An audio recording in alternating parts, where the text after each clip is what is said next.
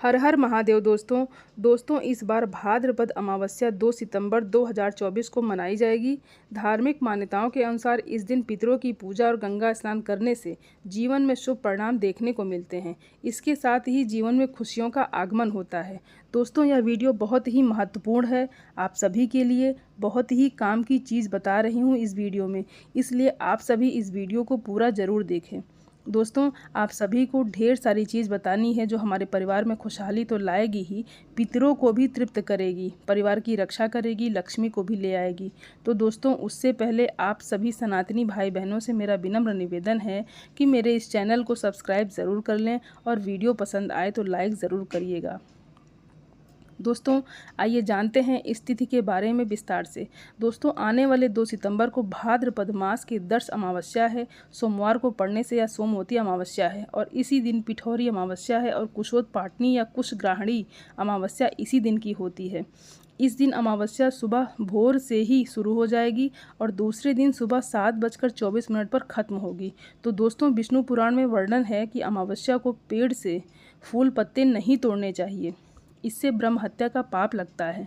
तो 2 तारीख को तो हम पूरे दिन नहीं तोड़ेंगे फूल पत्ते, लेकिन 3 तारीख की सुबह 7:24 तक हमें फूल पत्ते नहीं तोड़ने हैं। इस बात का ज़रूर ध्यान रखिएगा। दोस्तों, यदि किसी का नियम हो कि भगवान को तुलसी पत्र अर्पित करना है तो वह पौधे के पास गिरे हुए पत्तों से भगवान की पूजा कर सकता है, ऐसा शास्त्र कहते हैं। स्कंद पुराण के अनुसार जो व्यक्ति अमावस्या को दूसरे का अन्न खाता है उसका महीने भर का पुण्य उस अन्नदाता को मिल जाता है। दोस्तों, यत्नपूर्वक आपको इस दिन दान का खाने से बचना चाहिए। और दोस्तों, आप सभी लोग जितना हो सके अमावस्या के दिन दूसरे का अन्न खाने से आप बचें। आपके पिताजी के घर का, नाना नानी के घर का, भाई के घर का और ससुराल और गुरुजी के आश्रम का अन्न आप खा सकते हैं, इसमें कोई दोष नहीं है। लेकिन अमावस्या के दिन यदि आप किसी मंदिर में भी जाइए तो आप प्रसाद तो लीजिए, बड़े आदर पूर्वक लीजिए, लेकिन कुछ दक्षिणा भी मंदिर में अर्पित करके ही आइए। दोस्तों, प्रसाद में दोष नहीं लगता है, लेकिन अमावस्या है तो हमारी तरफ से भी कुछ दान हो जाए, सेवा हो जाए। अमावस्या के दिन आप जितना भी दान करेंगे वह सब फलित होगा। दोस्तों, दान की बात आई है तो इस दिन आप अपने पितरों के निमित्त दान कीजिए। पितरों के निमित्त आप गाय को चारा खिला सकते हैं, गरीबों में कुछ अनाज या वस्त्र बांट सकते हैं। दोस्तों, इस बात का आपको ध्यान रखना है कि आप जो भी पितरों के निमित्त दान करेंगे उसमें काला तिल जरूर होना चाहिए। दोस्तों, अब आप लोग इस दिन किसी को कपड़े या जूते दान कर रहे हैं या कोई वस्तु दान कर रहे हैं तो उसमें तिल कैसे मिलाएंगे? तो आप जो भी चीज़ या वस्तु दें उसके साथ आप काले तिल का लड्डू भी दान जरूर कीजिए। दोस्तों, पितरों की बात है तो आपको बता दें कि अमावस्या तिथि पितरों को समर्पित होती है। अमावस्या को आप जो भी कार्य पितरों के लिए करेंगे वह सब उन तक सूक्ष्म रूप से पहुंचता ही है। दोस्तों, हर अमावस्या को आप गीता जी के 7वें अध्याय का पाठ जरूर कीजिए। पाठ नहीं कर सकते हैं तो पाठ को सुन लीजिए और उस पाठ का पुण्य अपने पितरों को अर्पित कीजिए। दोस्तों, अब पितरों को पुण्य कैसे अर्पण करना है? तो सबसे उत्तम काल कुतुब काल का होता है पितरों के लिए, यानी 11:40 से 12:25 तक या 40-45 मिनट का योग होता है। इसमें आप एक लोटे में जल लीजिए, उसके अंदर काला तिल डालिए और कुशा डालिए। दोस्तों, कुशा क्या होता है ये बहुत सारे लोगों को पता होगा, लेकिन कुछ ऐसे भी लोग हैं जिनको पता ही नहीं है कि कुशा क्या होता है। तो जिनको पता है उनके लिए तो बहुत अच्छा है, और जिनको नहीं पता है वो जिस दुकान पे पूजा पाठ का सामान मिलता है उस दुकान पर जाएं और वहाँ कुशा आप पूछेंगे तो आपको कुशा ज़रूर मिल जाएगा। दोस्तों, काला तिल और कुशा डालकर आप गीता जी के 7वें अध्याय का पाठ कर लीजिए अथवा सुन लीजिए और इसी समय में यानी कुतुब काल में ही दक्षिण दिशा की ओर मुख करके पितरों को आप अर्घ दीजिए। जिस लोटे में आपने जल रखा है उसमें देखते हुए आपने गीता जी के 7वें अध्याय का पाठ किया, उसी लोटे के जल को अर्घ के रूप में देना है। अर्घ कैसे देना है? तो आपके अंगूठे और पहले अंगुली के बीच से पानी गिरे, इसको बोलते हैं पितृ तीर्थ। इससे पितृ तृप्त होते हैं। दोस्तों, इस प्रकार से आपको अर्घ देना है। यदि पितृ आपके तृप्त होते हैं तो घर में उन्नति होती है, धन धान बढ़ता है, घर में उत्तम संतान आती है। यदि पितृ खुश हैं आपसे तो आपकी लाइफ में बहुत उन्नत होगी। दोस्तों, अब ये कोई साधारण अमावस्या है नहीं, सोमवार के दिन पड़ने वाली है, इसीलिए इसे सोमवती अमावस्या कहते हैं। दोस्तों, शास्त्रों में वर्णित है कि पुष्कर एवं दिव्य अंतरिक्ष और भूमि के जो सब तीर्थ हैं वह सोमवती अमावस्या के दिन जप ध्यान पूजन करने पर ये सभी तीर्थ विशेष धर्म लाभ व्यक्ति को प्रदान करते हैं। यानी सरल भाषा में कहें तो इस दिन हम जो भी जप और पूजन करेंगे उसका फल समस्त तीर्थ एवं दिव्य लोगों के भी तीर्थ हमें उसका फल प्रदान करते हैं। ऐसी अद्भुत महिमा है सोमवती अमावस्या की। दोस्तों, सोमवती अमावस्या में किया गया स्नान दान व श्राद्ध अक्षय होता है। अक्षय का मतलब यानी जो कभी क्षय ना हो, क्षय यानी नाश ना हो, ऐसा पुण्य। जैसे स्वर्गलोक में कोई जाता है तो जब तक पुण्य है तभी तक रहता है, पुण्य नाश हो जाता है तो स्वर्ग से भी उसे भगा दिया जाता है। लेकिन इस दिन ऐसे पुण्य का लाभ हमें मिलता है कि यह पुण्य कभी नाश नहीं होगा। इस दिन हम जो भी जप ध्यान आदि करेंगे सब अक्षय हो जाएगा, तो इसका आप जरूर लाभ लीजिए। दोस्तों, सोमवती अमावस्या के दिन मौन रखकर स्नान करने से 1000 गौदान का फल मिलता है। दोस्तों, अमावस्या के दिन आप जब भी स्नान करें तो बाल्टी में कच्चा दूध जरूर डाल लें। अगर आपके पास नहीं है तो आप हर हर गंगे कहते हुए स्नान कीजिए। यह दिव्य स्नान है, लेकिन आपका स्नान इस दिन सूर्योदय के पहले हो, नहीं तो सूर्योदय के आसपास ही करिए। इस बात का आप लोगों को ज़रूर ध्यान रखना है। दोस्तों, सोमवती अमावस्या हो और यदि किसी ने तुलसी के पास घी का या तिल के तेल का दीपक जलाकर 108 परिक्रमा कर ली तो उसकी धीरे धीरे दरिद्रता खत्म होने लगती है।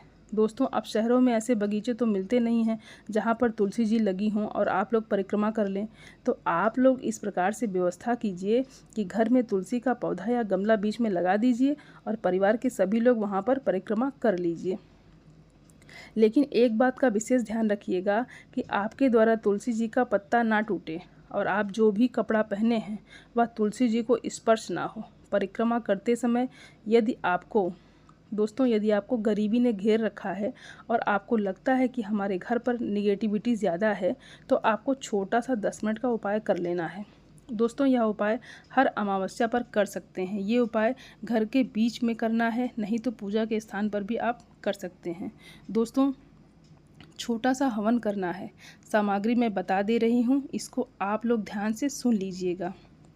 काला तिल, जौ, चावल, गाय का घी, चंदन पाउडर, सफ़ेद चंदन का पाउडर, गूगल, गुड़, देसी कपूर और गाय के गोबर का कंडा। दोस्तों, गोबर के कंडे को किसी बर्तन में डालकर हवन कुंड बना लीजिए। फिर 8 चीज़ों को जो भी बताई गई थी उनको सब मिला लीजिए। सामग्री बन जाएगी। फिर घर के सभी सदस्य एक साथ बैठकर इन 5 मंत्रों की आहुति दीजिए।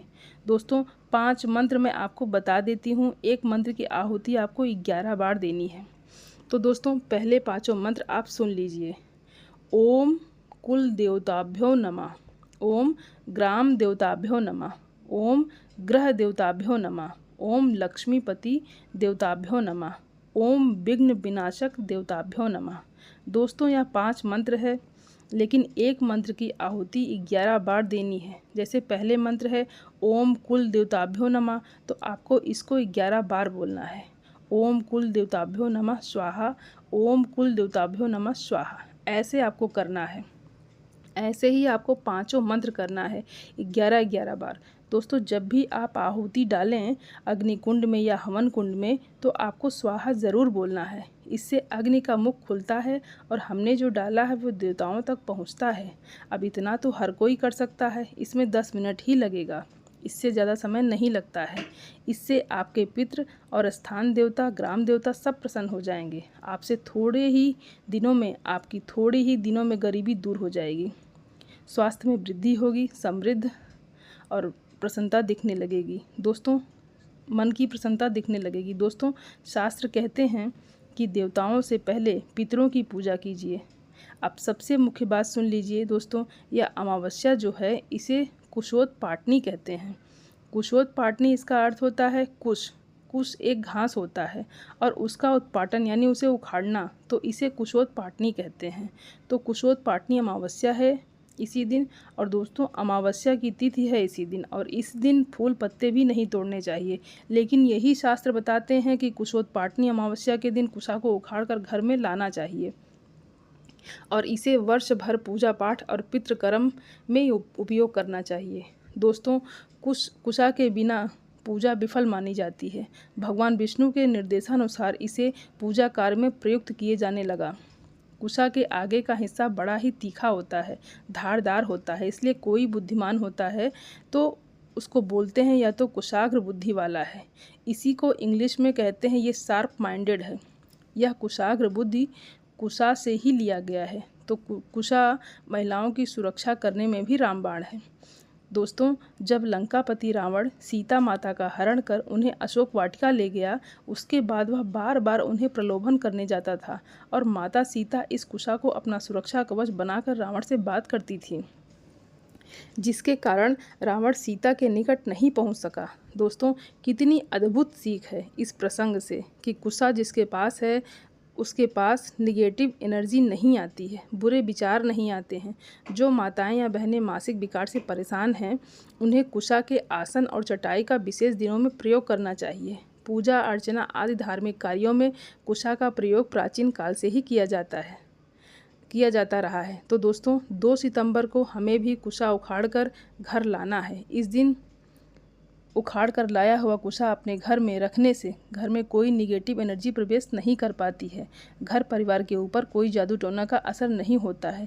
ये कुशा का इतना दिव्य प्रभाव है। दोस्तों, अब गांव में भी आजकल कुशा का मिलना बहुत कठिन हो गया है।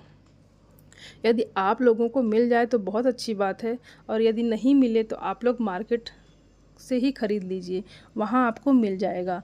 तो उसे लाकर अपने घर में रखिए। दोस्तों, कुशा को अपने घर में कोई भी स्थान पर रख सकते हैं, पूजा के स्थान पर भी रख सकते हैं, नहीं तो घर में कहीं भी आप रख सकते हैं।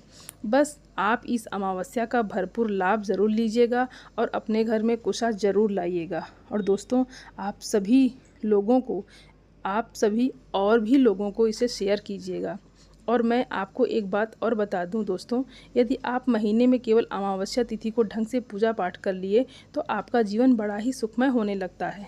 दोस्तों, जितने भी मैंने उपाय आपको बताए हैं, आप इसे ज़रूर कीजिएगा। और अमावस्या के दिन ये कुशा अमावस्या साल में एक बार ही आती है। बाकी इसके पहले जो भी मैंने आपको बताए हैं वो आप लोग हर अमावस्या को कर सकते हैं। दोस्तों, आपको इस वीडियो में मैंने लगभग सारी चीज़ें बता दी हैं, और आप इसे अपने रिश्तेदारों में या और भी दोस्तों में, आसपास के लोगों में ज़रूर शेयर कीजिएगा इस वीडियो को। और दोस्तों, आप सभी को कुछ भी अगर पूछना हो तो आप लोग कमेंट बॉक्स में पूछ सकते हैं। दोस्तों, आप सभी सनातनी भाई बहनों से मेरा विनम्र निवेदन है कि आप मेरे चैनल को सब्सक्राइब ज़रूर कर लें। आप सभी को हर हर महादेव। धन्यवाद दोस्तों।